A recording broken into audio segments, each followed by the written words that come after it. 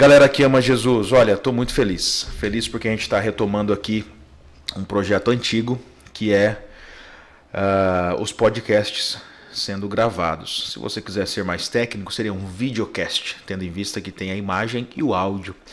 Durante a pandemia, nós exploramos este formato e eu estou dando um restart, né? Retomando aqui este bate-papo, sempre com a temática voltada para assuntos relevantes ao reino de Deus. Você está no BDMcast, Bastidores da Missão, o podcast da agência missionária CETAM, Centro de Treinamento e Apoio Missionário. Eu estou hoje com meu amigo pastor Romarinho. Romarinho é apelido, né, mano? Você precisa explicar isso pra gente. Obrigado por aceitar o convite. E é um amigo querido, envolvido com várias frentes ministeriais, mas a principal delas eu diria que é liderar, influenciar, servir a juventude.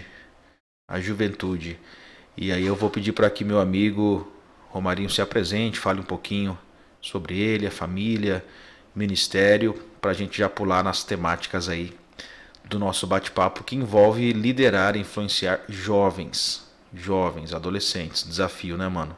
Mas antes, se apresente aí, meu brother. Fica à vontade. Tiagão, obrigado pelo convite. Me sinto lisonjeado poder estar aqui, nesse tempo aqui, nós como amigos. Tem um tempo maravilhoso aí com Jesus. Enfim, meu apelido, né? Claro, Romarinho. Mas meu nome é Paulo Eduardo, sou casado com a Ludmila Matarazzo Queiroz. Tenho 2 filhos lindos. O Pedrinho, de 7 anos, a Laurinha, de 6 anos. Formamos a nossa família, né? Sou discípulo de Jesus, né? Como aí o ápice, né? Do nosso chamado, né? Seguir a Jesus Cristo. Hoje estou como, né? Pastor ali da Primeira Igreja do Nazareno, em São José do Rio Preto. Pastor e líder também ali da JNI, dos jovens, né? Da juventude. Já vão se fazer aí 4, vamos para o 5º ano, né? E dentro de tantos desafios, estamos perseverando com paciência, maturidade e sem perder o foco de que o nosso chamado ele não é para um período curto, né? Verdade. É para um período mais longo, até aquele grande dia, até a eternidade, estar com Jesus e cooperando, né? Com a sua obra ali. Bom demais. Bom, então você está lá servindo a JNI. Breve explicação, né? JNI, Juventude Nazarena Internacional, que é o departamento de jovens dentro da Igreja do Nazareno, né? Eu também estou pastoreando a Igreja do Nazareno em Nova Granada, paralelo a todo o trabalho missionário que a gente tem desenvolvido junto ao CETAM, Centro de Treinamento e Apoio Missionário. Inclusive este ano a gente celebra 10 anos, cara. 10 anos de vida da organização missionária CETAM. E pulando já para o assunto, Romarinho, a gente sabe como é gritante a necessidade de líderes que saibam liderar, olha só a redundância, líderes que saibam liderar os jovens. Porque a gente tem visto demandas que não eram comuns há 10, 15, 20 anos atrás, mas com todo o processo tecnológico, redes sociais. Por exemplo, eu gostaria de mencionar o seguinte: no passado, há 80, 90 anos atrás, o gap geracional era aí 40, 45 anos, falava-se de uma nova geração. Hoje, cara, os caras já, né, o pessoal das ciências sociais fala, olha, 10 a 15 anos, em alguns contextos até menos, já é uma nova geração. Do ponto de vista sociológico, novos contextos, novos paradigmas, novas formas de interpretação de realidade de mundo, cosmovisão diferente. Então eu com 36 e um jovem de 26 é muito diferente, cara. E não é um gap de faixa etária tão grande assim. 10 anos, 5 anos, 7 anos. Então, Romarinho, como que tem sido? Porque vocês lá, eu sei que vocês têm um grupo de jovens grandíssimo. Preguei lá algumas vezes e, cara, é muito bacana a estrutura do trabalho, fenomenal. Nazareno ali de Rio Preto. E como é que tem sido lidar em primeiro lugar com essas nuances de diferenças geracionais? Geracionais, porque você tem lá um cara de 30, 35, que é a nossa faixa etária, você tem lá um mano de 20, você tem lá o de 18, 17, de 25. Você olha, você fala, é um grupo homogêneo, todo mundo igual. Só que na prática, de liderar, de discipular, você fala, não, cara, é bem diferente. Como é que tem sido na prática essa experiência para ti? Boa pergunta. Pergunta boa pra gente se abordar. Quando eu chego ali para lidar com a juventude, e nossa juventude ali, especificamente ali, ela não é um padrão comum das outras juventudes, da realidade de outras igrejas. Geralmente o Ministério de Jovens, nós vemos que às vezes ele começa ali com 13 anos, adolescentes e jovens estão juntos, né? Mas nós lidamos ali com um jovem de 17 até uns 35 anos. Mas nem sempre foi assim. Por quê? Porque foi ensinado em algum momento que de 17 para 18 anos eu estou naquela faixa etária ali onde eu vou entrar na faculdade, onde eu vou entrar num novo trabalho, onde eu vou estar à procura de uma nova namorada ali, ou vou estar me preparando para casar. E aí eu casei. Quando eu casei, de alguma forma, eu fui ensinado que é o momento de eu sair do grupo de jovens. Que agora isso aqui não faz mais parte para mim. Quando isso acontece, eu tiro uma coluna de transição. Nossa, interessante. Eu nunca pensei nisso. Por quê? O que acontece? O jovem de 16 para 15 anos, ele está na escola. Aí ele tá olhando de 17, 18, que tá tendo autonomia para poder pegar seu carro, para poder fazer as suas escolhas, e ele não vê a hora de chegar a isso. Se esse cara que casou vai embora, como é que esse jovem de 18, 20, 21 anos, ele tem referência e discipulado? Porque é uma geração que se desconecta na hora errada, entende? E aí o que nós vemos? De forma prematura, né? De forma prematura. Então o que eu percebi? Eu percebi que os jovens que se casavam e saíam, eles se conectavam com a igreja no domingo, porque geralmente o grupo de jovens ele é na sexta ou no sábado. E aí ele virava um crente domingueiro. Ele não conseguia também se conectar com a galera do domingo, porque já era uma faixa etária um pouco acima da dele. E ele começava a viver meio que uma vida sem conexões com o que ele construiu durante anos. Por quê? Porque agora que eu casei, se eu tive filho então, nossa, eu não posso de jeito nenhum estar no corpo de jovens. Então a primeira coisa foi eu trazer essa mentalidade de que até agora você se tornou discípulo. Mas agora é o momento de você ficar para discipular essa galera que está chegando. Perfeito. Imagina só, eu estou agora colocando uma perspectiva pastoral, tá? Eu nunca tinha pensado nisso, como é prematura essa ruptura, né? Porque assim, a maioria esmagadora das igrejas e contextos que eu conheço, o cara casou, você já não serve mais para estar no meio dos jovens. Quando, na verdade, na perspectiva neotestamentária, o que Paulo vai dizer? Os homens mais velhos e experientes influenciem, liderem, preparem os mais novos. As mulheres mais velhas e experientes, preparem as mais novas. Aí quando você tem o fator, pronto, o cara casou, o cara se tornou pai. Agora esse casal pode servir como auxílio na preparação da moçada, dos solteiros, do menino 17, 18, 15, 20, que está falando em namoro, que não tem muito essa... Aí o cara vai agora para o grupo dos adultos da igreja. Cara, que interessante isso. E percebe, Romarinho, como a gente desconecta a teoria da prática, né? A igreja moderna, a gente tem essa defasagem, talvez até um lapso cognitivo de não entender como é importante manter a nossa praxis, ou seja, a prática do evangelho alinhada com a nossa ortodoxia, com aquilo que nós cremos. Porque, cara, falar de jovens, né, ponderar as problemáticas, essa é a parte fácil. Qualquer um faz. Basta você conviver numa igreja local algumas semanas, talvez meses, que você começa a identificar as dificuldades, o desafio que é liderar e lidar com os jovens e tal. E todas as nuances, né, que o mundo tem hoje para influenciar e arrastar os jovens para longe dos preceitos do Evangelho, para longe da vida cristã.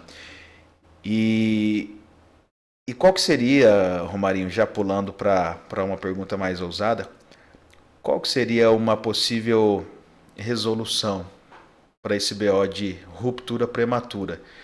O cara casou, mano, continua com a gente, continua participando. A gente sabe que agora a sua disponibilidade de tempo é outra, né? A sua prioridade é a esposa, são os filhos, mas continua com a gente por quê? Porque nessa etapa da sua vida, onde você está alcançando maior maturidade, você é essencial, vocês são pilares de sustentação para um processo de edificação, de discipulado, de liderança da moçada que ainda está no processo de aprender, de ter os filtros para escolher um parceiro, no namoro, visando o casamento, tendo em vista a perspectiva bíblica, né? Você namora para casar, então você não deveria nem considerar como possibilidade namorar alguém que você não vislumbre chances reais de que ali esteja a sua futura esposa ou seu futuro esposo. A gente quase não fala sobre isso, eu sei, o namoro não é mais um tabu, né? O cara namorou 1, 2, 3, 4, 5, tá tudo certo, é só namoro. Não, o crente precisa ter essa consciência. Mas aí voltando, como é que a gente resolve, cara, essa ruptura aí antes da hora que os caras estão prontos, né? Estão ali, não, agora, poxa, a gente ganhou um casal para liderar, para estar junto, para influenciar junto com a gente a moçada mais nova, aí os caras metem o pé. Aí vai para o grupo das mulheres, o grupo dos homens, em algum contexto, né, o mais pentecostal, o círculo de oração, né? A moça lá com 22 anos, 23, círculo de oração. Beleza, mas cara, 23, 24, 25 anos, você tem uma jovenzinha de 15 ali que você pode ter um tempo intencional com ela, de discipulado, que vai ser maravilhoso, e ela terá uma abertura contigo, uma mulher de 25, 30, muito maior do que com uma senhora de 60, 70, entendeu? O gap geracional é muito gigante aí. O que vocês têm feito lá? Conta pra mim, mano, tô curioso agora. Você tocou no ponto que, meu Deus... Sem dúvida. Esse é o maior desafio. Mas o que acontece? É claro que isso é uma construção. Eu acredito que... Cara, é só a gente olhar para Jesus. Sabe, Jesus, seus 33 anos, a idade madura, sendo maduro, escolheu 12 discípulos jovens para caminhar com ele. Então, qual que é o exemplo, numa perspectiva bíblica, de que eu, mesmo sendo maduro, devo ter compromisso com a juventude? Cristo. Jesus Cristo fez isso. Se nós formos pegar que Jesus, com seus 33 anos, poderia se envolver ou se comprometer com pessoas mais maduras para um novo tempo, como ele fez nos seus ensinamentos, está certo. Mas quando ele pega 12 discípulos jovens, pelo menos para mim, ele está dizendo o seguinte: eu trabalho para uma futura ou para uma próxima geração. Porque às vezes a gente, tendo esse gap aí de gerações, que você citou, a gente esquece que eu posso ter um ministério infantil bem consolidado, eu posso ter um ministério de adolescentes bem consolidado, mas se eu não tiver um ministério de jovens bem consolidado, eu praticamente perco as outras duas gerações que estão vindo antes. Então a gente fala, a igreja de amanhã são as crianças. Não, a igreja de amanhã é os jovens. O próximo passo da igreja são os jovens. E isso é construído dando autonomia. Show. Que é algo que precisa ser dito, e ponderado. Uhum. Porque a autonomia não é uma coisa fácil de lidar. Nós vemos isso. Qual que é mais fácil? Você estar junto de um líder centralizador, manipulador, que fala para você, olha, você precisa fazer isso, você precisa fazer aquilo, e você faz. Ou é mais fácil eu ter liberdade? Nós temos mais dificuldade em lidar com a liberdade que temos do que em obedecer aquilo que as pessoas pedem para nós. E o jovem, quando você dá liberdade sem responsabilidade, ele não sabe o que faz com essa liberdade. Então essa galera que está crescendo, você aos poucos, você tem que mostrar para ela que ela tem autonomia e responsabilidade ao mesmo tempo. Por exemplo, hoje ali nós temos ali jovens de 35, 36, 34 já com filhos. Eu tenho uma outra galera ali que casou que ainda não tem filhos, andando com essa galera que tem filhos dentro do grupo de jovens. Certo. E automaticamente, de maneira natural, um começa a cuidar do outro. Por quê? Porque aconteceu naturalmente num ambiente de segurança. Porque quando se trata de jovens, Tiagão, eu preciso entender que existe um espaço para erro, cara. Com certeza. E a formação de um grupo maduro, ela requer perseverança, paciência, envolvimento. Sabe, você vai pegar Jesus com os seus discípulos, que caminhou com ele. Poxa, ele envia seus discípulos de 2 em 2. Aí os discípulos chegam falando, ô Senhor, os demônios não se submetem a nós. Aí Jesus traz o quê? Ensinamento. Ou seja, eu ensino, eu dou autonomia, eu envio. Olha, façam desse jeito, não sou eu que faço. Vocês também podem fazer. Quando existe alguma questão para ser abordada, quando existe algum erro que precisa ser corrigido, você tem a confiança, porque você acessou o coração do jovem. Você não gerou demanda para ele fazer nos seus dias de liberdade. Porque senão, no dia que ele está livre, né, de todas as suas demandas pessoais, o que ele faz com essa liberdade? Ele não vem para um ambiente de cuidado, porque ele não se sente responsável por cuidar dos jovens. Eu estou falando dos jovens mais maduros. Ele sente que a liberdade que tem, ele precisa usar para si mesmo.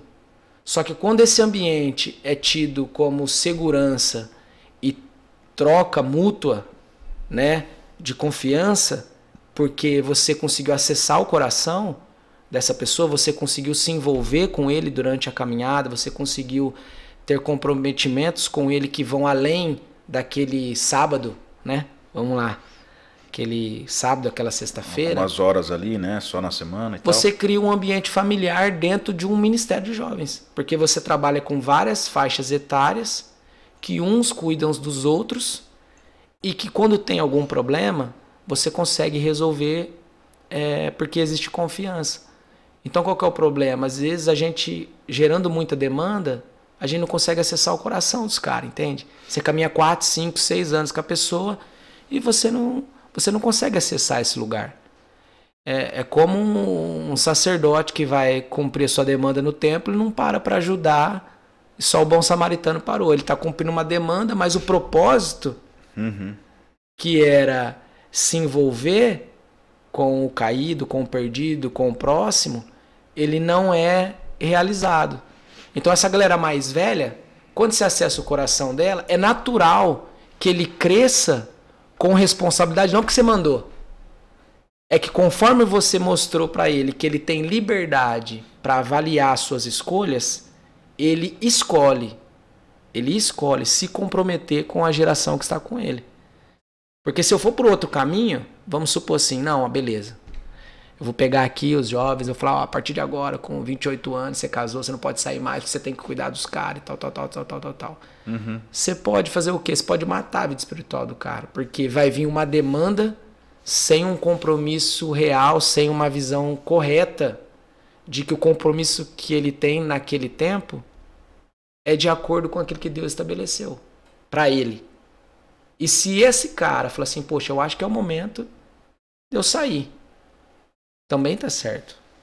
Então ele tem essa autonomia de poder escolher ficar ou sair. Mas a perspectiva de que é importante ele ficar, isso precisa ser passado. Entende? Maravilhoso.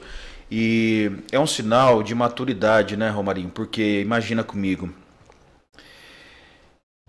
Não tem como, cara, a gente tenta, mas não tem como não mencionar a postura farisaica dos religiosos lá do primeiro século. A rigidez com demandas religiosas, e eu como pastor, eu preciso abrir esse parênteses. É bom, é necessário para mim hoje e para minha família e para a igreja a qual eu tenho a grata alegria de pastorear. É necessário nós sabermos que o nosso culto de domingo começa às 9 da manhã e termina às 10h45. É bom. Eu sei que existe uma liturgia, eu sei que existem louvores, eu sei que ali serão apresentados novos membros, pregação da palavra. Isso é necessário. Só que se eu como pastor crio uma demanda que engole todo o tempo, toda a energia, todos os dons e talentos das pessoas a qual participam comigo da igreja local, qual é o tempo que sobra, cara, para a gente ter uma postura um pouco mais orgânica, intencional em relacionar-se? Porque o discipulado é isso, o discipulado aponta para relacionamento. Não tem como a gente discipular por grupos grandes, né? Não, eu estou discipulando 50 pessoas. Não, você não está discipulando, você está dando uma aula, você está tendo ali um tempo de pregação, né? Aquele tiro de bazuca que você dá e você acerta alguns. Agora o discipulado não, cara. É certeiro. O discipulado é, tá, lemos aqui o texto. E agora, como que isso se aplica? Igual o meu caso, uma experiência ainda esse ano, alguns meses atrás. Estou discipulando um grupo. E no início esse grupo estava menor, inclusive. Tava mais bacana porque tinha um grupo menor e a gente tinha maior intimidade, porque era eu e mais 4, né? Aí o grupo foi crescendo, crescendo. Eu não tenho ainda um grupo grande de discipuladores na igreja local. Estamos trabalhando para isso, mas ainda não chegamos lá. E hoje o grupo está maior. Então, quanto mais gente, menos intimidade no ato, no momento ali do discipulado, do estudo bíblico, do bate-papo com maior profundidade. Aí um desses manos, amigo querido, está congregando com a gente há alguns meses, falou assim: Tiagão, eu tô lá, aí eu tava negociando uma moto velha que eu tinha. Aí anunciei, chegou um cara lá para comprar e a minha postura passada era: cara, a moto tá top, tá tal, só a parte boa. Mas aí o cara olhou pra mim e perguntou: e aí, mano, como é que tá a sua moto? Aí eu olhei pra ele, cara. Olha só. Aquilo pra mim, mano, foi um bálsamo, você não tem noção. Por quê? Porque eu percebi, cara, é isso. O evangelho alcançou o coração, as motivações desse camarada. O Espírito Santo o conduziu a uma postura prática de vida. Porque, mano, domingo é top. Domingo todo mundo vem com a roupinha certa. Graça e paz, irmão, paz do Senhor. A gente usa um linguajar já específico. Eu sou um marido perfeito, eu sou um pai perfeito no domingo. Nossa, é tudo lindo. O que é isso? Se a nossa vida se resume a esses 90 minutos, 1 hora, 2 horas de domingo, cara, nós somos os fariseus da modernidade. Aí o mano chegou negociando a moto. Falou: mano, não, olha, eu preciso te dizer, a moto tem esse problema. Tá zicada aqui. Aí ele falou, e eu falei aquilo, cara, me sentindo por um lado meio idiota, porque eu falei, cara, o cara vai embora, não vai comprar minha moto, eu vou perder dinheiro. Só que ele falou, cara, mas é isso. Se eu precisar perder dinheiro, que na verdade não seria um dinheiro lícito, você enganou alguém para adquirir um bem que não condiz com aquilo que você anunciou, que você afirmou, não é assim, tá perfeito e tal. Ele falou, cara, eu precisei falar pro cara, o cara saiu para avaliar e tal, mas eu fui dormir com a consciência tranquila. E é um jovem, tá? Um cara jovem. E aí eu falei, cara, é isso. Por quê? Porque eu tava lá já há 3 meses no discipulado e tal, e você fala, cara, e aí? Será que tá tendo algum efeito isso aqui? Será que tá tendo resultado? Mas a hora que ele compartilhou a experiência, eu falei, é isso. Eu falei, mano, e não é só no aspecto monetário, negociações. É em absolutamente todas as áreas da nossa vida. E não adianta, meus irmãos, se você acha que produzindo muitos eventos nós vamos gerar este comprometimento com o evangelho, com os nossos jovens, nós estamos redondamente enganados. Porque agora aqui é uma coisa um pouco mais pessoal. É eu e o Romarinho. É eu e o Davi, que é o operador que está ali atrás das câmeras. É eu e fulano. Porque a gente vai ser intencional e falar, mano, nós precisamos juntos amadurecer. Aí já pulando agora mais para o aspecto do discipulado. Romarinho, discipulado. O que tem se mostrado eficiente e eficaz para vocês lá? E você como líder do grupo e tal, e a gente está junto, inclusive, lá no curso de discipulado, né, já há alguns meses. A gente tem trabalhado junto a temática. O que tem sido eficiente do ponto de vista discipulador? Discipulador, porque fazer grandes eventos, com todo respeito às mega churches, qualquer um faz. Ajuntar grandes multidões, qualquer um ajunta. É só você contratar o cantor, cobrar lá uma bilheteria, alugar um espaço, fazer uma mega estrutura e a turma vai comparecer, velho. A turma vai comparecer. Só que o resultado do médio e longo prazo desses grandes eventos tem se mostrado irrelevante. Eu faço questão, às vezes, de participar de alguns grandes eventos. Eu participei de uns anos atrás, porque anunciaram como o maior avivamento missionário da história do Brasil. Falei, mano, eu como missionário preciso ir. Olha, filho de missionário, liderando a agência missionária. Comprei e fui. Eu, meu pai, mais uns amigos aqui da cidade, falei, vamos lá ver qual é que é. Aconteceu, pandemia e tal, e tal, e tal, e tal. Eu me lembro que o resultado foi, na semana seguinte do evento, porque eles tiveram uma interação lá com um aplicativo, o pessoal clicava lá e tal, e aí chegava pra gente os contatos dos interessados em missões transculturais, em treinamento missionário e tal. Aí a gente entrou em contato com alguns que estavam no evento, na verdade era um número grande, né? Fiz uma mala direta, e-mail, mandamos, WhatsApp, grupo de WhatsApp, e aí a maioria respondeu assim, Romarinho, eu tô pronto para ir, eu moro no país tal, aliás, no estado tal, na cidade tal, como é que vocês fazem para me mandar a passagem? Como é que eu chego até aí? Aí eu fui explicar, mano.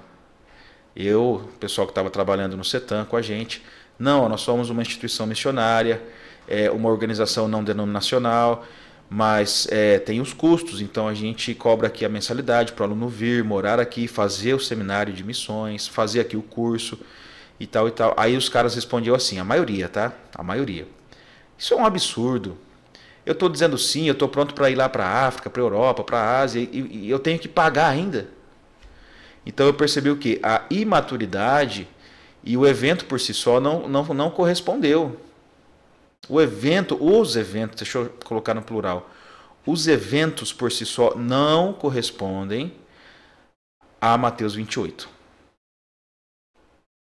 O que é Mateus 28? O texto da grande comissão. Portanto, vão e façam discípulos de todas as nações, batizando-os, ensinando-os. O evento não é... Se o evento é catalisador de pessoas e a partir do evento tem toda uma estrutura montada para você dar sequência e tal, top, cara. Agora, a gente tem aqui uma igreja local, o meu contexto agora, a Igreja do Nazareno, Comunidade dos Povos, Nova Granada, que a gente tem pouquíssimos eventos. Aliás, nos 3 últimos anos, desde que nós plantamos esta igreja, evento, cobrar e tal, mega estrutura, cara, nós não fizemos nenhum. Fizemos lá um jantar dos casais, a feijoada numa noite fria, um almoço de confraternização, de aniversário da igreja, sabe? Uma coisa nossa. Sim. Você traz o prato lá da tua casa pronto, eu levo da minha, a gente se junta as panelas e tem um tempo de comunhão maravilhoso. Só que evento grande, convidamos fulano de tal e tal. Cara, a gente não fez nenhum. E para mim, Romarinho, como pastor local, isso é maravilhoso, irmão. Saber que eu não preciso investir tempo, energia, habilidades, pegar lá os jovens, a galera que está servindo, que está envolvida e focar semanas na preparação de um evento que vai durar algumas horas. Acabou, segue a vida como se nada tivesse acontecido. Para mim, isso é libertador, irmão, de verdade.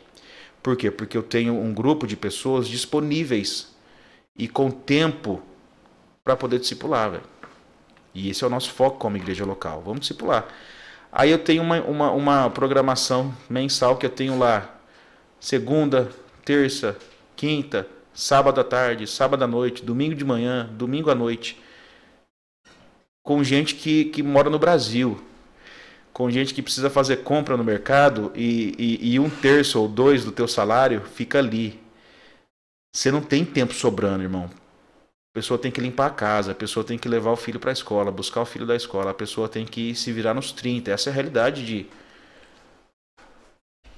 de quase todos os brasileiros. Entendeu? E aí, mano, como é que você lida? Como é que vocês lidam com essa questão de precisamos discipular? Como que a gente cria, então, um ambiente de disponibilidade para que isso aconteça? Primeira coisa é trabalhando assim na mentalidade, né? No sentido de que um ministério bem consolidado de jovens ali, que geralmente o jovem ele se move, o movimento de grandes jovens, de muitos jovens, traz ele, chama a atenção dele. Então um ministério bem consolidado não é um que tem muitos jovens. Um ministério edificado não é quando eu encho o meu culto. No sábado ou quando ele está cheio de coisa para fazer na igreja. O ministério bem consolidado é quando esses jovens estão sendo edificados para ser uma resposta em Cristo Jesus na sua vida cotidiana. Perfeito. Então eu posso ter ali um grupo de jovens pequeno e ser muito relevante. Como que eu sei que está sendo relevante? Quando cresce em profundidade, não em números. Perfeito. Então, em primeiro ponto, é trazer que ele não tem necessidade de estar a todo tempo no culto de sábado. E, inclusive, um dos meus amigos ali, 2 anos atrás, ele estava para casar e ele tinha uma questão, né, dele ali, que ele falava, cara, se eu pegar esse emprego no sábado, eu vou ter que deixar de vir nos cultos. Né? Eu vou trabalhar ali nesse sábado tal para ganhar meu dinheiro, porque eu quero casar, quero ganhar um pouco mais. Só que no sábado eu não vou poder vir. Mas esse cara já está envolvido na terça, está envolvido na quinta, está envolvido no domingo. E ele estava preocupado de que se ele fosse começar a trabalhar no sábado, ele não ia poder vir no culto. Então eu chego ali e eu falo para ele, olha, é o seguinte, você precisa aceitar o emprego. Porque quem te falou que se você vir no culto, você está cultuando a Deus, e se você estiver trabalhando no sábado, você não está cultuando a Deus. Ali você também está cultuando. Né? Perfeito. Nós não separamos. Culto é vida e vida é culto. Cara. Pronto. Culto então, é vida, assim, a partir do momento que você aceitou Jesus, teu culto começou ali. Então, assim, a ideia de que o meu compromisso é com Cristo e não com a instituição me faz entender o que é ser igreja junto com os meus irmãos. Entende? E o jovem, ele tem uma carga de demanda que chega tudo ao mesmo tempo e tudo muito novo para ele, e ele se cobra de não conseguir fazer o que ele fazia quando ele era adolescente, que ele tinha mais tempo. Sim. Entende? Então, como que a gente trata o aspecto de discipulado com essa galera? Trazendo autonomia que um pode discipular o outro. Por exemplo, perfeito. Um dos nossos amigos agora mandou uma mensagem, tô pintando aqui um apartamento, né? Que eles vão casar, tava se organizando e tal, o apartamento da noiva dele. outro jovem, no seu dia de folga, se comprometeu a estar com ele nesse dia para ajudar também na mudança. Certo. Nesse momento, o que está acontecendo? O discipulado. Porque ali está se cumprindo o quê? O amor fraternal. Ali está se cumprindo o envolvimento com o meu próximo, assim como eu gostaria comigo mesmo. Então a ideia de que fora das quatro paredes eu preciso transbordar aquilo que eu estou recebendo aqui é o principal desafio. Agora, o que nós precisamos ter ciência? E é algo que eu até tinha conversado contigo. Existem também uma falta de capacitação na liderança da juventude. Certo. Né? Um ponto a ser explorado. Normal, porque o jovem, para se comunicar, precisa de uma linguagem contextualizada, mas também precisa se ter o cuidado de ser alguém que é diligente com a palavra. Porque, por exemplo, já vieram perguntar para mim o seguinte: poxa, por que você não está preocupado com o que vai acontecer, com o tanto de jovens que vocês vão ter e tudo mais? Eu falo, cara, a minha responsabilidade é ser diligente com a palavra. O crescimento não é minha responsabilidade. Isso é responsabilidade do Santo Espírito de Deus. Eu preciso ministrar, pregar, ensinar, orientar, direcionar segundo o que está escrito, nada além. Então, eu acredito que nós precisamos nos apoiar nesse espírito humilde. Porque quando eu não tenho um conhecimento necessário para o meu grupo de jovens, e eu sei quem pode me ajudar nisso, eu preciso ter esse espírito simples de poder dizer: Tiagão, você pode me ajudar aqui?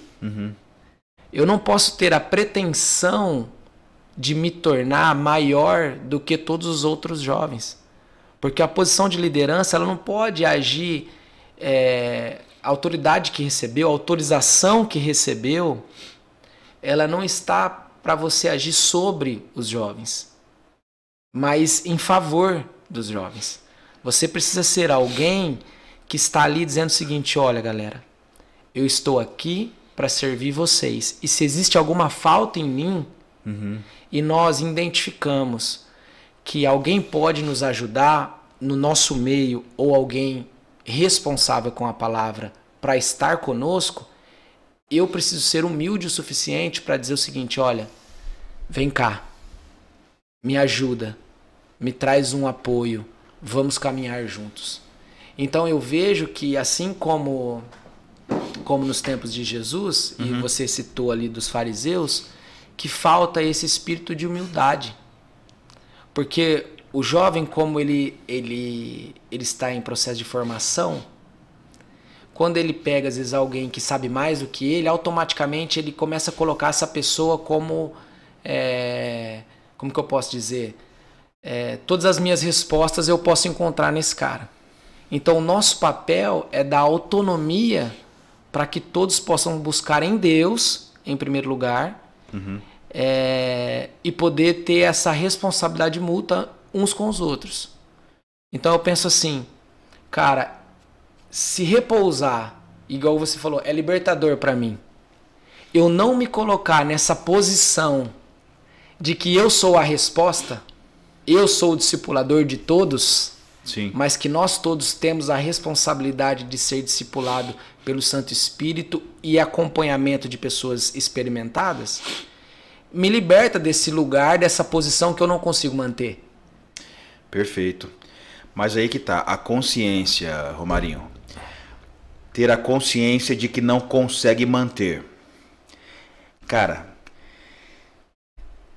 a minha mãe é psicóloga, especializada em cuidado pastoral, ministerial, ligada com o CIM, Cuidado Integral do Ministério, que é um departamento de uma associação de missões que nós somos ligados. E ela serve assim dezenas, talvez centenas de obreiros, e precisa dizer não porque a demanda é gigantesca. Precisa dizer não para muitos casos. Não tem tempo.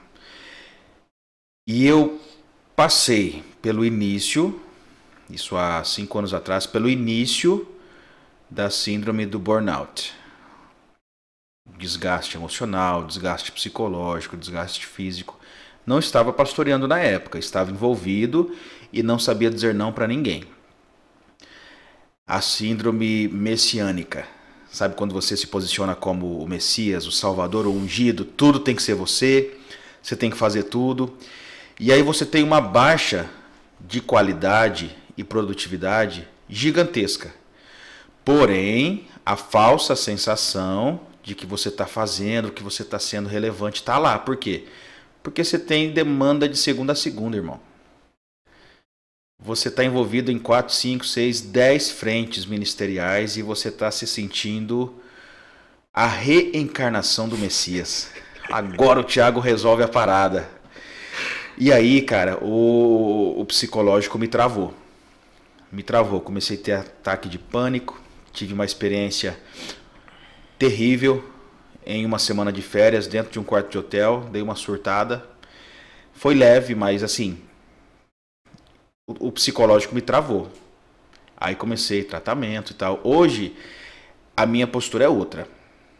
É o que você falou. A consciência hoje do Thiago é outra. E eu sempre verbalizo isso.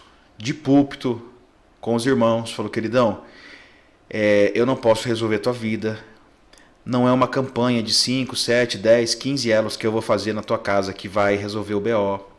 Você precisa aprender a assumir responsabilidades. Então, um marido que está em crise conjugal com a esposa, não é o pastor que vai lá e unge a casa, a cama, a carteira, o cartão de crédito, a aliança, e resolve. Por quê? Porque o problema ali não é... O problema ali é a falta de postura e responsabilidade do marido, da esposa, do pai, da mãe.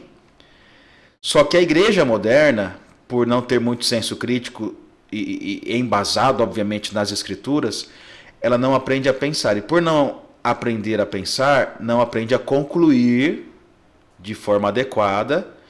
Por quê? Porque são essas conclusões de gente que pensa, de gente que pondera, de gente que desenvolve músculos cognitivos à luz das escrituras, são essas conclusões que gerarão em nós essa consciência, mano. Cara, eu sou um líder limitado, eu não sou um pastor super-herói que resolve a vida de todo mundo. E eu sempre falo isso pros irmãos, falo isso pros jovens. Cara, o seu namoro tem tudo para dar certo. O seu namoro tem tudo para ser uma bênção, para ser algo que edifica você, a sua namorada, que é um testemunho vivo para a igreja, para os adolescentes. E vocês pavimentam coisas tremendas para o futuro, como marido e mulher. Só que eu não estou lá. A hora que você está sozinho com a varoa. Você pode dar uns amassos e ninguém vai ver. Eu não estou lá. E tá tudo bem, por quê? Porque nem se eu quisesse, eu poderia estar lá. Eu não posso. Você como líder de jovens, não pode. Aí quando a gente acha que, por imposição e controle, conseguiremos lograr êxito ao lidar com os nossos jovens, cara, que engano infantil da nossa parte. Por quê? Porque tu não tá lá, velho. Agora, se você ensina o jovem a honrar ao Senhor e a manter princípios moderadores no namoro, a hora que ele tá sozinho com a varoa, a hora que eles estão dentro do carro e ninguém tá vendo, aí a postura do cara é diferente. Por quê? Porque quem é que traz consciência do juízo, do pecado? É o pastor Romarinho? É o pastor Tiago? É o grande avivalista do Brasil, das nações, seja lá quem for? Não, mano. É o Santo Espírito de Deus, o Consolador. João 16. Só que quando a gente se esquece disso, a gente assume o papel, inclusive, do Santo Espírito. De convencer, de estar lá, de ser aquela luzinha de consciência do cara que fala, não posso fazer isso, cara, eu estou desagradando a Deus, eu estou desonrando o Evangelho. Eu estou desrespeitando a minha comunidade de fé. Os irmãos que estão lá na labuta, caminhando comigo, buscando me servir no meu processo de amadurecimento cristão. E aí é um engano terrível, cara, porque a gente acha que está liderando, que tá lá, só que você está controlando, velho. Ou seja, Romarinho, para a gente caminhando para as conclusões finais, a liderança do ponto de vista do controle, você está perdendo tempo, energia, achando que está fazendo algo relevante, quando na verdade, a hora que a pessoa não estiver mais debaixo da tua tutela, debaixo da tua visão, ela fala, pronto, o Romarinho não está me vendo, agora eu faço o que eu quero. Papai e mamãe não estão aqui, agora eu faço o que eu quero. Que é o que acontece quando nós forjamos e lideramos usando a plataforma do controle e não da consciência e da maturidade. Maturidade, irmão, você não está lá. Mas a pessoa desenvolveu consciências e conclui a partir daquilo que aprendeu à luz do Evangelho. É diferente. Você não está lá. Eu não estou lá a hora que o jovem, o adolescente está aqui, ó, com o celularzinho na mão, acessando e fazendo exatamente o que ele quiser, sem ninguém acessar. Ninguém está vendo, cara. Ele vai lá no histórico, lá faz uma limpeza lá, faz... Acabou, irmão. Acabou. Só que liderar a partir da geração de autonomia, porque é uma autonomia não autônoma. Não autônoma em qual sentido?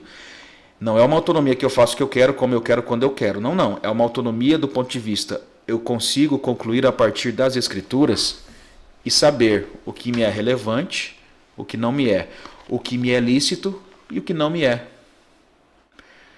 E aí o pessoal chega e fala assim, Tiago, eu posso fazer isso? Posso fazer tatuagem? É a pergunta que eu mais recebo. Falo, cara, pode e não pode. Ah, como assim?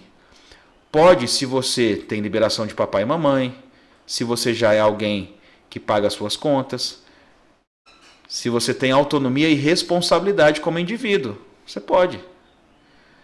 Agora, você não pode se as tuas motivações são escusas, se você não colocou em oração, avaliando à luz das escrituras o porquê você quer ter a tatuagem, se você não tendo essa tatuagem, a sua identidade estará incompleta, você vai ser um ser, um indivíduo cabisbaixo, ai cara, minha vida não deu certo. Por quê, mano? Porque eu não fiz a tatuagem que eu tanto queria. Aí é sinal que você não pode ter a tatuagem ainda. Você pode ter desde que, se você não ter, tá tudo bem. Sinal de maturidade, de consciência. Mas e aí, como é que a gente cria essa consciência, essa autonomia? Que é a postura que você usou. Jesus discipulou e preparou os seus assim.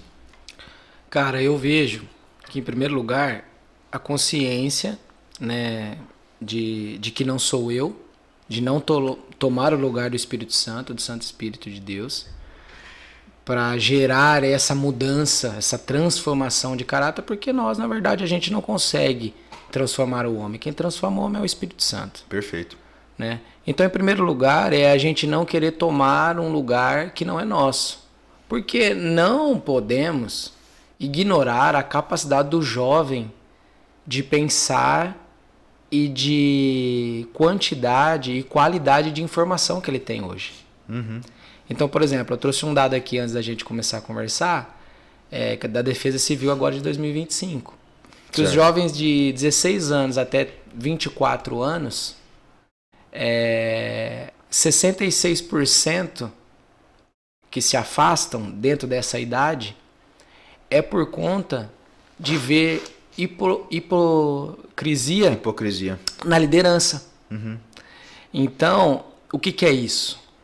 É que o jovem hoje, ele, por mais que você queira ignorar por ter essa liderança centralizadora, ele tem uma capacidade incrível de avaliar, de ponderar, de tomar as suas próprias escolhas, de decidir o que ele pode e o que ele não pode.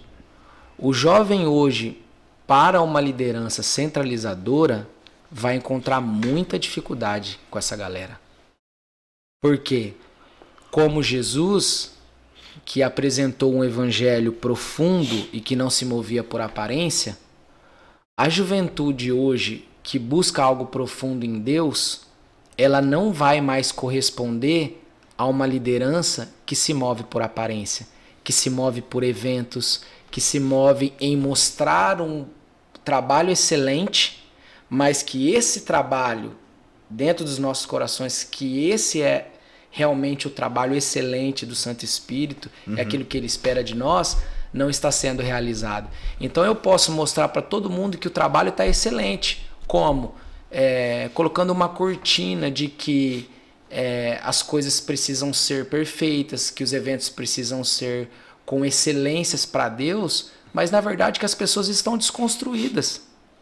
Sim. É muito comum você enxergar grandes igrejas, grandes ministérios da juventude que aparentemente parece ser muito excelente, mas que essa excelência de coração, de autonomia, de maturidade, de ser guiado à voz do Espírito Santo ainda num processo de formação, não foi posicionada com eles de maneira adequada. Entende? Então você vê ali que jovens estão se afastando da presença de Jesus nessa idade por inúmeras questões. Por as responsabilidades do trabalho, da faculdade, de um novo namoro. Você vê que eles também se afastam pelas distrações das demandas que chegou, mas que uma parte desses jovens estão se afastando por conta de uma liderança centralizadora, controladora. Perfeito. Entende? Ele tem uma capacidade enorme de avaliar isso, o jovem hoje. Então, entender que ele tem responsabilidade com a liberdade que tem é um processo de formação espiritual e maturidade no sentido de, olha, vamos caminhar junto. Sabe, se você for ver ali, isso Deus traz como ideia desde quando ele começa a construção com o homem. Nós estávamos falando sobre Samuel, né? E a gente percebe uma coisa, Samuel ainda menino, né? Deus chama Samuel, Samuel ainda não conhecia a voz, né, do Senhor. Ele acha que é Eli, né? Eli ali, o sumo sacerdote, que conhecia a voz de Deus e que Eli também era alguém experimentado. Samuel vai até Eli. Você percebe que quando ele entende, a Bíblia fala, que era Deus falando com Samuel, Eli não toma o lugar de Samuel. O que ele faz? Vai lá e quando essa voz te chamar novamente, você diga, olha, Senhor, o teu servo ouve. O que está acontecendo aqui? É alguém experimentado, apesar das suas falhas, né, com seus filhos e repreensões como humano e tudo mais, mas você vê uma postura de liderança de que ele não tomou o lugar de Samuel. Sim. Ele posicionou Samuel de maneira adequada para obedecer à voz de Deus e tomar as suas escolhas de acordo com aquilo que ele ouviu. Perfeito. Então a liderança de jovens, ela precisa colocar os seus jovens nessa condição de que, olha, você não obedece à voz do Thiago, você não obedece à voz do Romarinho. A voz que você precisa ter consciência, que você precisa seguir e obedecer, é a voz de Deus. O Espírito Santo vai falar contigo e você vai ter que tomar escolhas, tomar decisões baseado naquilo que a palavra de Deus nos orienta. Então, se a palavra de Deus é tipo assim, é mostrar a fonte, né, cara? Sim. Eu não sou a resposta, você precisa entender. Isso também indica de que no processo de formação de um jovem, Deus sempre trabalha com acompanhamento. O jovem, ele não pode ser deixado de lado em momento algum, porque ele se distrai facilmente. Sim. Por isso é um trabalho que demanda tempo, perseverança, paciência, porque ele precisa de acompanhamento. E quando você se coloca nessa posição que você é o cara que precisa acompanhar ele a todo tempo, certamente está fadado a ter muitas rupturas no teu ministério de jovens. Porque ele precisa entender que esse que acompanha é o Espírito Santo. É o Paracletos. É ele que vai acompanhar ele a todo tempo. É ele que vai dar discernimento para que ele tá lá no carro com a namorada e fala, poxa, velho, eu acho que... Eu acredito que aqui eu passei um pouco da linha, eu preciso dar alguns passos para trás, eu preciso me arrepender. Por isso nós vemos a raríssima aplicação ou a prática de confissão. Verdade. Nós vemos cada vez menos a prática da confissão porque nós não encontramos líderes confiáveis. Pesado, hein, mano? Entende? Então, nós temos ali, eu tenho alguns amigos, eu posso dizer assim, amigos do ministério, e quando esse abre alguma coisa para mim, de maneira alguma eu posso abrir isso para ninguém. Perfeito. Isso é caráter, isso é alguém confidenciado a ti. Foi trabalhado. Você precisa ser trabalhado no espírito para poder ter essa ligação com seu irmão. Porque senão, é o que você falou, ele vai colocando debaixo do tapete e ele vai vivendo por uma aparência que na verdade não é aquilo. Tem estética, vestimenta, linguagem, mas é um sepulcro caiado. Sepulcro caiado. E para finalizar, é o Santo Espírito quem faz. É Ele quem nos convence, é Ele quem nos conduz, é Ele quem nos aponta para as verdades do Evangelho. E para você, meu irmão, minha irmã, pastor, que lida com jovens, e se você não tem aí o departamento na sua igreja, por menor que seja a sua igreja, desenvolva. Cara, a gente começou aqui há poucos meses os encontros com jovens, desafiador. Tem aqui na nossa igreja local o Lucas, um rapaz jovem que está caminhando comigo. Não, Lucas, vamos lá, cara. A gente vai aprender junto, vamos trabalhar. É importante, por quê? Porque você usa uma linguagem específica, você faz aí um culto com uma liturgia um pouco mais dinâmica, um pouco mais leve. A gente faz aqui o NASA Cine, bota alguns filmes para a gente poder assistir juntos, coloca lá umas almofadas no chão. A estética não é tão relevante do ponto de vista, não, tem que ser assim, tem que ser igual é o culto de domingo. Não, é só uma questão estética, contextual. Faz lá um negócio que dá certo, igual vocês lá no início lá, né, tênis de mesa, pimbolim, a rapaziada, inclusive os meninos estão com medo de mim lá, porque eu cheguei na mesa de tênis de mesa e não saí mais, né, mano? Não saí mais. Ó, JNI Rio Preto, Brasas, pai tá on. Quando eu chegar nessa mesa de ping-pong aí, esquece, pai. E aí eu falei, cara, é isso. Só que a hora que chega o culto, é palavra, irmão. É Bíblia aberta, é pregação. Por quê? Porque a gente está apontando para as verdades do Evangelho que transforma. E quem conduz o teu coração e a tua mente para as verdades do Evangelho é o Santo Espírito de Deus, que é o próprio Deus. A Santa Trindade em ação. Tu faz parte da Santa Trindade, mano? Eu tenho certeza que eu não faço. Você, pastor, líder, por mais bem motivado, empolgado, ousado que você seja, tu não faz parte da Santa Trindade, santo. Não tem como. Então deixa Deus agir, cara. Vamos botar a rapaziada em rota de colisão com as verdades do Evangelho, criar esse ambiente de confiabilidade, de confiança, de responsabilidade e permitir que Deus traga os frutos. Amém. Porque é Ele quem traz. Nós somos e estamos conectados na videira. É isso. Nós somos os galhos, né? A igreja é a treliça. Aí já vou parar por aqui, senão já sai um outro sermão, né?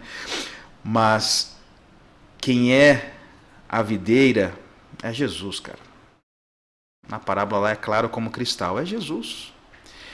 Então permita que o Santo Espírito de Deus faça a obra. Pregue as verdades do Evangelho. Ah, mas o cara não seguiu, não honrou, desobedeceu, pecou e tal e tal. Lamente, chore. Só que jamais queira assumir papel que é exclusividade do Santo Espírito de Deus. Isso é para você que lida com jovens, isso é para mim que lido com uma pequena comunidade de fé, 40 pessoas. Isso é para você que lidera 200 jovens, igreja de 5.000 pessoas, ou que você lidera 5 pessoas e o teu grupo de jovem vai ser você e mais um, independente. Permitamos o Santo Espírito nos conduzir e nos reposicionar para que a gente seja relevante e prudente, porque aí você se gasta, desgasta, entra em crises, burnout e tantas outras síndromes e você não vê resultados. Por quê? Tu está assumindo um papel que não é teu, santo. É óbvio que vai dar BO. É óbvio que você colherá frutos amargos do seu trabalho. Então faça o que Deus te pediu para fazer. Pregue o Evangelho, discipule, exorte. Agora, convencer, Deus nunca mandou a gente convencer ninguém. Nunca mandou. Então, tremendo, cara. A gente vai gravar outros episódios, viu, Romarinho? Pode ter certeza. E deixa aí, cara, as considerações finais. Fica à vontade. Cara, acredito que tem muita coisa pra gente falar sobre, né? Uhum. Mas se eu fosse deixar assim alguns conselhos, né? Talvez alguns conselhos na caminhada com os jovens, não menospreze a juventude, porque talvez, e acontece muito, a sua capacidade de ouvir aos jovens pode trazer muita clareza para o ambiente que você tá. Porque talvez a maneira com que deu certo, o essencial é o essencial. Perfeito. Ok? Em qualquer lugar o essencial é o essencial, ele não pode ser negociado. Os princípios e a perspectiva bíblica, ela precisa estar ali como regra. Mas se você está aí começando um ministério de jovens, se você já está num tempo de transição ou pegando agora algo que já foi construído antes, eu diria que a primeira coisa é aprender a ouvir aos jovens que estão com você. Né? Construir uma liderança ali compartilhada, né? Onde as pessoas têm liberdade de expressão, onde as pessoas podem colocar as suas considerações, né? Porque o jovem, apesar de ser jovem, não pode ser desprezado naquilo que tem recebido e foi orientado. Ele, às vezes, o jovem que a gente gosta desse termo, né? De que eu sou líder, né? Que é liderado, talvez muitos deles eu poderia ser liderado por eles, entende? Apesar de ser mais jovem do que eu.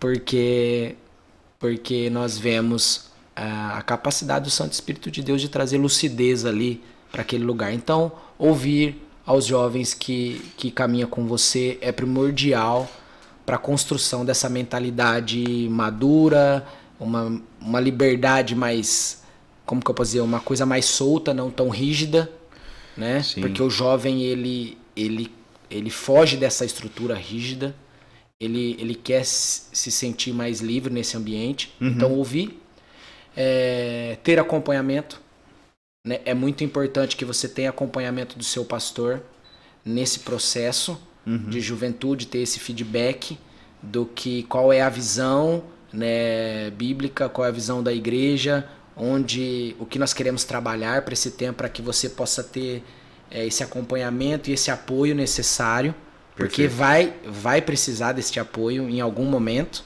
Então não queira sair correndo, fazendo tudo que você sonha, ganhar a Nova Granada inteira em um ano, ganhar São José do Rio Preto num ano, sem que isso esteja bem alinhado, né, com o seu pastor mais experimentado ali, e que pode te evitar, posso te dizer assim. Sim, traz maturidade para o processo, né, cara? Evitar muitas frustrações que você não precisava para aquele tempo. Então eu posso falar isso porque eu recebi isso, sabe? Às vezes você quer fazer muita coisa, mas às vezes o pastor chega, é legítimo, né, a sua ideia, mas talvez não para agora. Vamos esperar para um outro momento. Não é a hora ainda. Não é a hora ainda. Então, você como jovem que tem muito ímpeto, você quer sempre fazer tudo ao mesmo tempo, toda hora, e vai dar tudo certo. Então o pastor ele chega e fala, não vai dar certo. É verdade. Pelo menos não agora, vamos aguardar mais um pouco. Isso é muito válido. Então ouvir aos seus liderados, aqueles que estão com você, ter um acompanhamento de um pastor para evitar muitas frustrações e ter orientação de que é um processo longo. Criar um ambiente de autonomia e responsabilidade. Então, é tipo assim, qual que você prefere? Um cara que é muito lerdo e que você tem que ficar empurrando ele, né, para as verdades bíblicas e de como ele deve se portar, ou um cara que ultrapassa a linha e você tem que ficar puxando todo ele.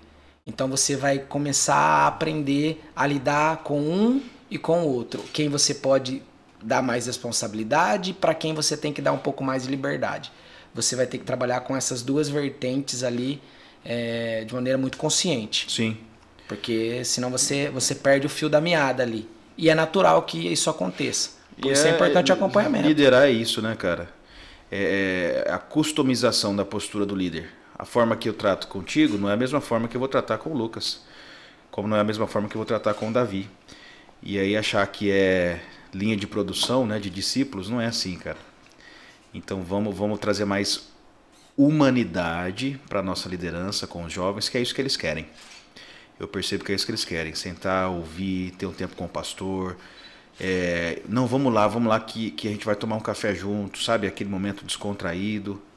Intencional, mas descontraído e informal. Então a gente está na labuta de aprender a liderar jovens. Eu estou na labuta, né? Eu achava que era um cara dinâmico. Comentei isso com um pastor amigo meu. Falei, nossa, eu me achava tão dinâmico, cara. Aí de repente eu estou lidando com os jovens. Falei, nossa, velho. Eu consigo ficar 3 horas com um casal mais velho que eu, conversando, aconselhando, do que é muito mais fácil para mim, muito mais natural do que os jovens. Porque primeiro que eu me envolvi muito cedo, né, no treinamento, 16 anos. Então eu estou com 36, eu estou há 20 anos no Ministério Missionário. Passei por 3 instituições de formação teológica. Aí eu sento com o jovem e falo, cara, eu preciso... Desce para o nível de diálogo informal, despretensioso, para entender a realidade. Porque eu já estou lá, cara, já querendo tratar, né? Não, porque o Concílio de Nicéia... velho, peraí. Qual que é a preocupação do jovem em relação ao Concílio de Nicéia? Qual que é a preocupação do jovem com a tese 75 de Lutero na Reforma Protestante? Não, mano. Troca ideia aí, como é que tá o coração, como é que tá o namoro, como é que tá lá a questão financeira, o trabalho, qual que é o teu lamento na faculdade lá que tu tá fazendo. E aí é tempo de mesa, irmão. Tempo de mesa. Romarinho, muito obrigado pelo bate-papo. Meus amigos que nos ouvem, olha, obrigado por acompanhar, tá? A gente vai estar postando aqui no YouTube. E eu tô retomando, inclusive, né? Eu tô retomando agora, então este é o episódio 01. Estou retomando a contagem nesse novo formato, um pouco mais organizado, investimos um pouco mais para a criação aqui deste pequeno estúdio. Então, episódio 01 do BDMcast, Bastidores da Missão. Tudo que é bastidor, ou seja, a parte que está aí no making of, né? Por trás das cortinas. É isso que a gente precisa, conversar, aprender uns com os outros. Deus abençoe e avantes para a glória de Deus. Muito obrigado pelo convite, Thiago. Todos vocês aqui da Missão Setã, Igreja do Nazareno, de Nova Granada. Obrigado por esse momento maravilhoso com Bastidores da Missão. Que o Senhor possa dar muita graça, sabedoria, colocar as pessoas certas para trazer orientação para essa galera aí, para essa geração. Possa te usar muito e que seja tudo para a glória de Deus. Avante, meu irmão. Obrigado, viu? Satisfação. Obrigado, queridos. Até a próxima, se Deus quiser.